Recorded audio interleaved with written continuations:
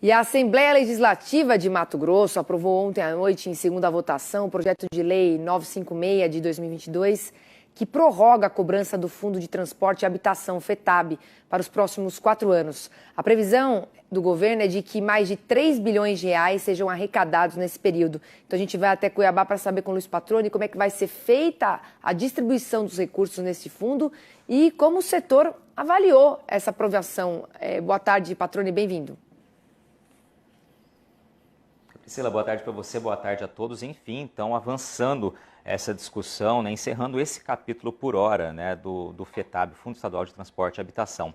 Antes de eu explicar exatamente como aconteceu ontem, Priscila, é importante ressaltar o que compõe os recursos do FETAB, né? O FETAB é uma lei criada em 2000 aqui em Mato Grosso. Ele tem, basicamente, desde 2016, três maneiras de juntar recursos, né, de arrecadar recursos, chamado FETAB 1, que incide sobre as commodities principalmente e também madeira, o FETAB óleo diesel, ou seja, parte do valor arrecadado com óleo diesel vai também, com ICMS, vai para o Fundo Estadual de Transporte e Habitação, e o chamado do FETAB 2, ou FETAB adicional, que foi criado em 2016, né, incidido sobre soja, né, algodão e também gado em pé. A discussão ontem, a gente tem algumas imagens ali da sessão da Assembleia, envolveu basicamente a prorrogação, a continuidade desse chamado FETAB 2, ou FETAB adicional, né, que incide sobre esses produtos que eu mencionei anteriormente. Foi criado em 2016, essa cobrança adicional deveria terminar em 2018, mas foi prorrogada até o dia 31 de dezembro desse ano.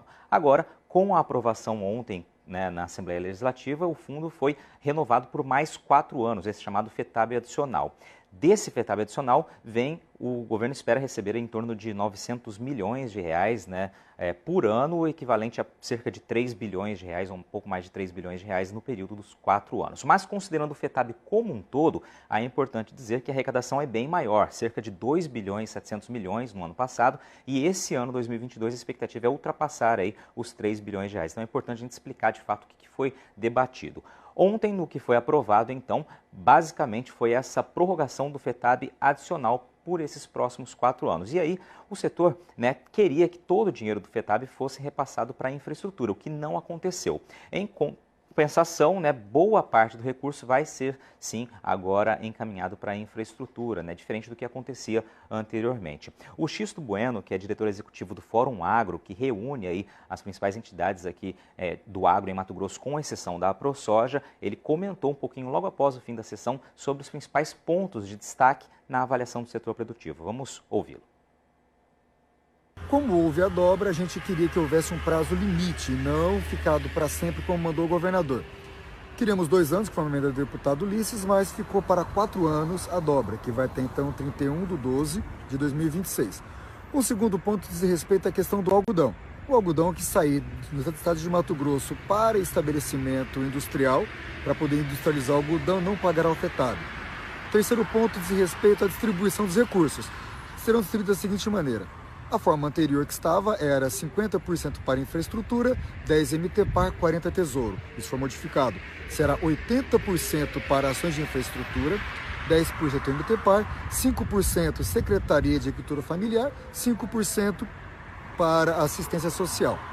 E por último, a gente estava trabalhando para poder fortalecer o INDEA, que é o órgão que credencia os nossos produtos para serem exportados, e conseguimos para ele, no FETAB Diesel, 10% da cota parte que cabe ao Estado para o INDEA e também mais 10% para a Empaer. Basicamente foram essas as ações estruturantes do FETAB importantes para a gente.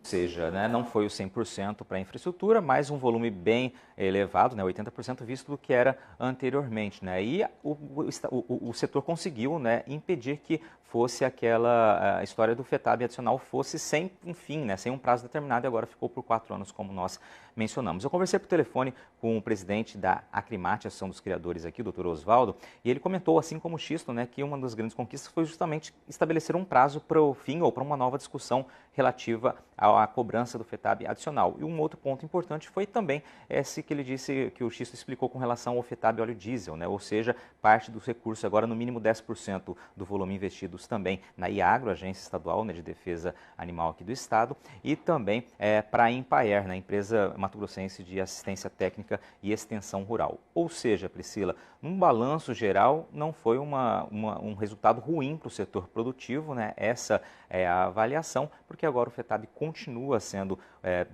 cobrado, mas com uma destinação muito maior para infraestrutura, né?